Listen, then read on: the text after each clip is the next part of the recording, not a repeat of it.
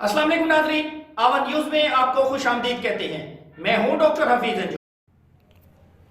Bureau chief Asad Khan Suri की report के मुताबिक रावलाकोट और गिरदोनवा में बारिश और बर्फबारी का सिलसिला जारी। बलाई इलाकों में तूफ़ानी बर्फबारी और सर्दी की शिद्दत में इजाफा। रावलाकोट और गिरदोनवा में बारिश और बर्फबारी का सिलसिला जारी है। बलाई इलाकों में तूफ़ानी बर्फबारी हो रही है।